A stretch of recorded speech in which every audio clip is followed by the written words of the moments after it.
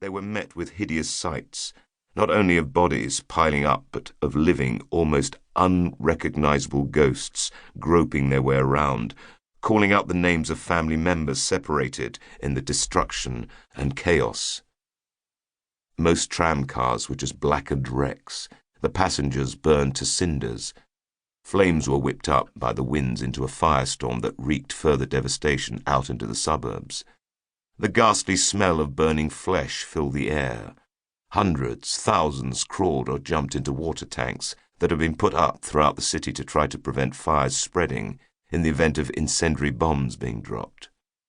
Others leaped into the rivers that were so much a feature of the city to try to escape the firestorms, but most of them were so badly injured that they did not survive long, and within hours vast numbers of blackened corpses started piling up along the estuary banks and the seashore.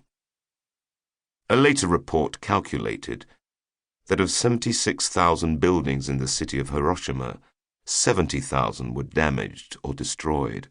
All the facilities of urban life, including the city hall, police stations, fire brigades, schools, roads, banks, shops, electricity and gas supplies, sewage systems, hospitals and medical centers, were destroyed. 90% of all medical personnel were killed or disabled.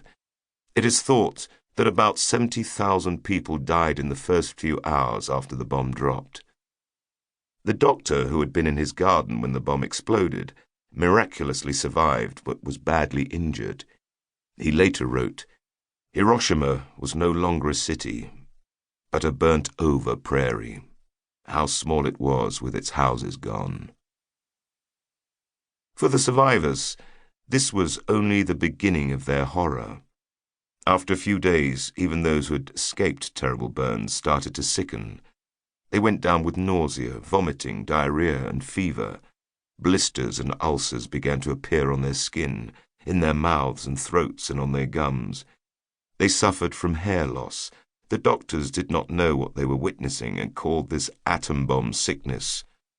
What they were seeing was the first ever case of mass radiation sickness. Victims were suffering from an extremely low white blood cell count and infections caused by gamma rays. Few recovered.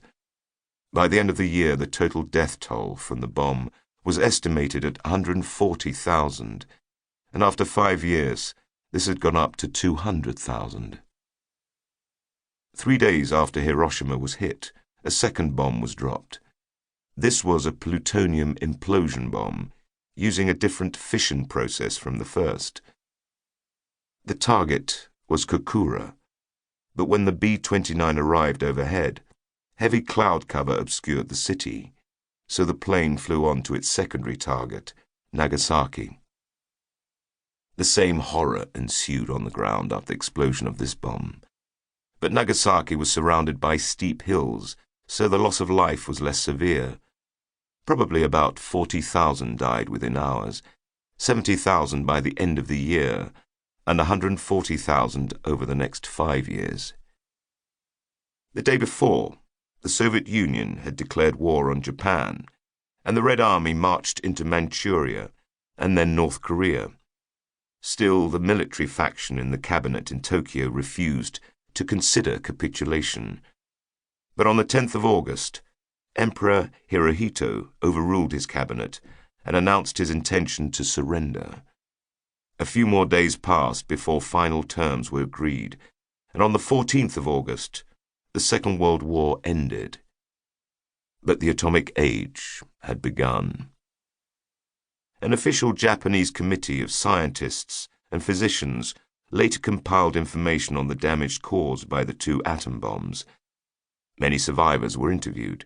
Accounts that had been recorded by Japanese and U.S. military and medical authorities who had visited the area in the weeks after the bombs exploded were assessed, and detailed calculations were made about the destructiveness of the bombs at different points from the hypocenter and the different types of thermal burns victims had suffered. The committee defined the atom bomb as a weapon of mass slaughter and concluded, "The experience of these 2 cities was the opening chapter to the possible annihilation of mankind."